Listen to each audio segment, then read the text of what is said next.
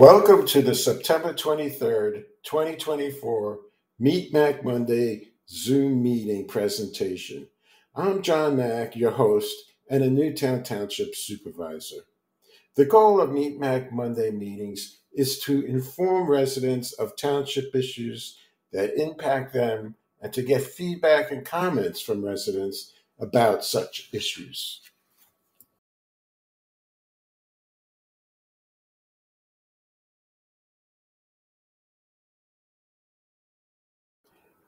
These are the topics that will be covered in this session. As always, afterward, the floor is open for questions, comments, and discussion.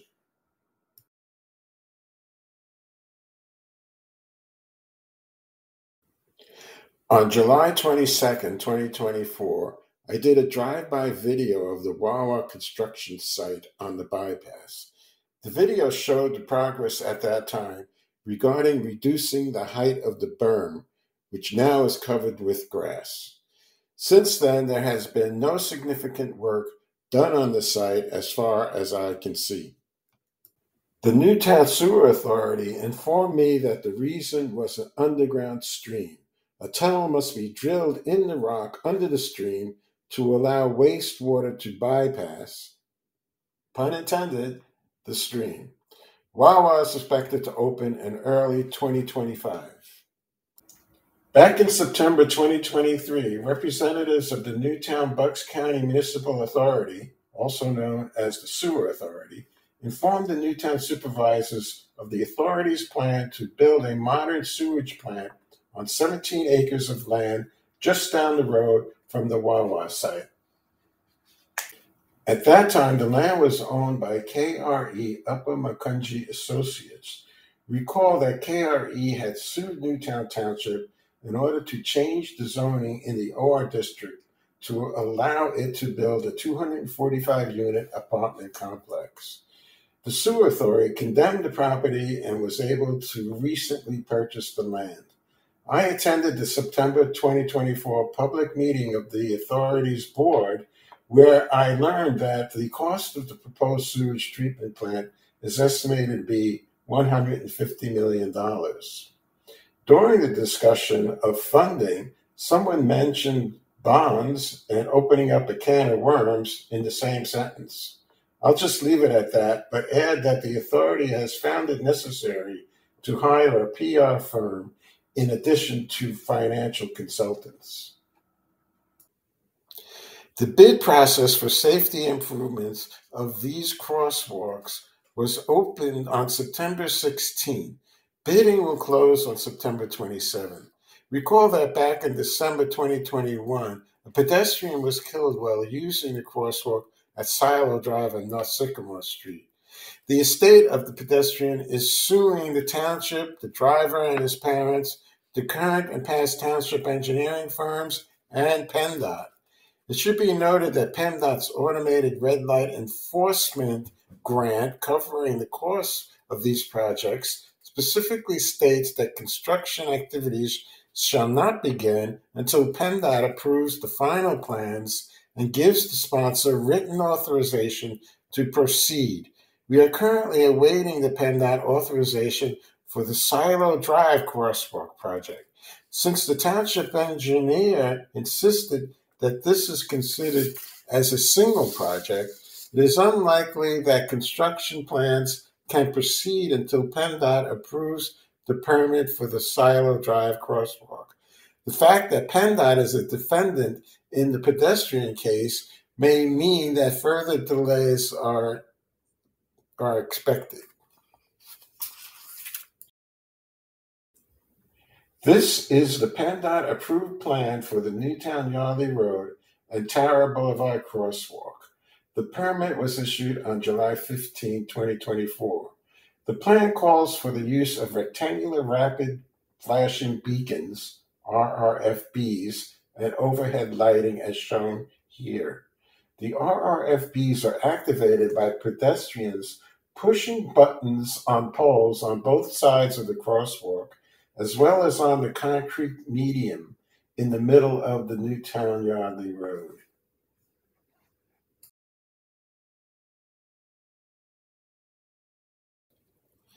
This overlay amendment to the JMZO was developed by the Bucks County Planning Commission in consultation with the Newtown Planning Commission.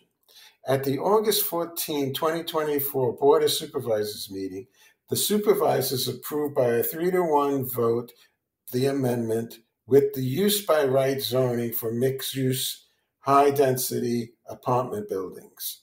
It is now before the Joint Zoning Council for approval. I voted nay because the supervisors have no ability to approve or deny applications for such housing as they would for conditional use zoning. Following that, the board voted 4-0 to approve sending to the jointure a revised amendment with conditional use language, which requires board approval at an open public meeting. This means that the first version will be in effect while the revised version works its way through the jointure for approval. How long that will take is debatable, as Wrightstown and Upper Mayfield must vote on it. Although it is expected that the conditional use version will be approved, this could take several months, during which time developers can come in and propose projects under the existing use by right provisions.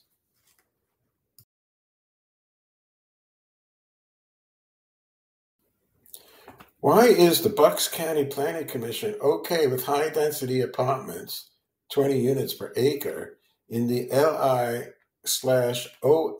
district, even though it questioned whether such housing is appropriate in the town center district?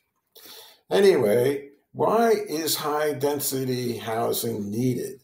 Newtown Township population is currently declining at a rate of 0.23% annually, and its population has decreased by 1.11% since the most recent census, which recorded a population of 19,875 people in 2020.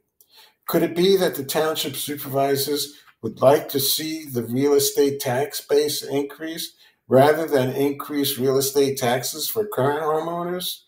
I'll have more to say about that, about taxes later.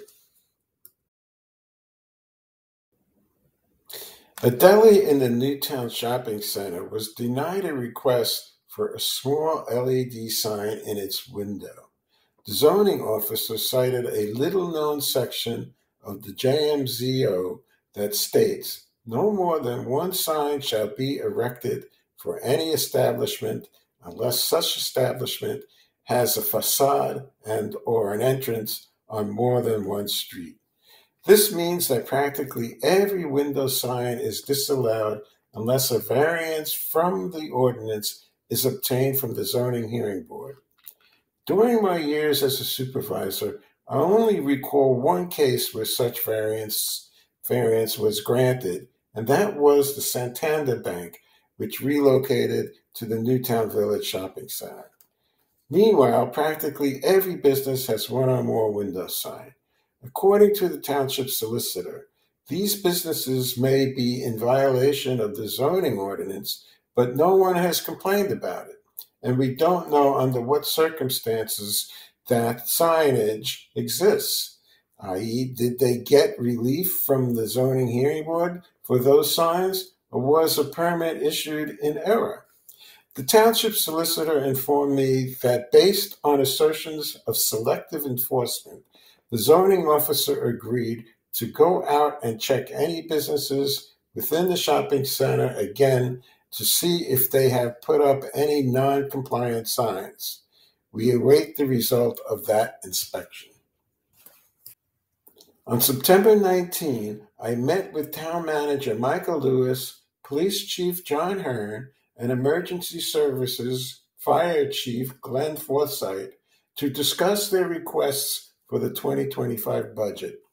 These requests are outlined in this and the following slide. Good news from the lips of the township manager. No real estate tax increase in 2025. I assume this is because the expected $5.3 million budget balance at the end of the year is much higher than the estimated $1.3 million when the 2024 budget was approved. That means $3.5 million that was budgeted to be spent in 2024 will not be spent. I'll need some more details regarding this when the draft budget comes before the Board of Supervisors. Mr. Lewis informed me that the draft budget will be presented to the Board of Supervisors at the 9 October 2024 public meeting and will be advertised to the public on 13 November 2024. It will come up for approval by the Board of Supervisors at the December 11, 2024 public meeting. According to the township manager, since the AV system project is coming in below budget and the RRFB signal upgrades are now being funded by grants, we will be left with approximately $400,000 that can be used next year for road construction on top of the annual allocation from the state. This will allow for 4.5 miles of roads to be repaved in 2025. For the period of 2019 through 2024, only an average of 2.9 miles of roads were repaved per year. At that rate, the township is falling behind at about 0.6 miles of roads per year, needing repair but not getting it. We should actually be paving more like 5 miles of roads per year to get ahead. For 2025, we are close, but no cigar. At the July 10 Board of Supervisors meeting, Middletown resident Carla Jones requested that Newtown collaborate with Middletown and PennDOT to complete the required work to create safe pedestrian walkways to and from Langhorne and Newtown. It is likely that this would require a traffic study.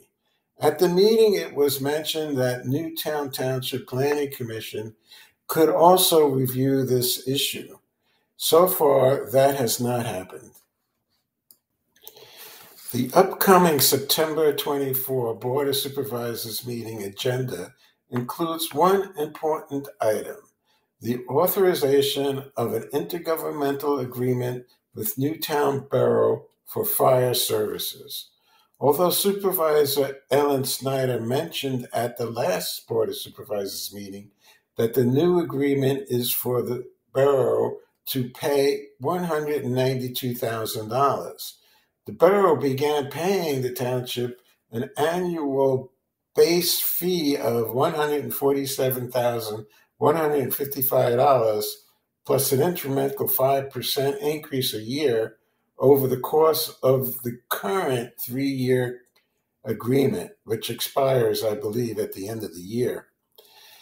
This is far from the $300,000 that was originally requested by the township back in 2022. I would also note that the average inflation for the period of 2022 to 2024 is about 5.2 to 5.6%. Unfortunately, the supervisors have not yet seen the new agreement. Unless we do get a copy before the meeting on Wednesday, I don't see how I can put my name to a resolution approving an agreement whose details remain unknown. Residents are invited to help plant the Pollinator garden on October 12th and 13th. At the June 12, 2024 Board of Supervisors meeting, the issue of Roundup herbicide to prepare the area for planting, i.e. killing the turf grass, came up. Instead, vinegar is being used. In fact, the first round of the vinegar solution turf killing spray has been applied and the area is cordoned off. The vinegar spray is intense, so please stay well beyond the barrier. Thanks for listening to my presentation. Be sure to visit my website and subscribe to the email edition of the News of Interest newsletter.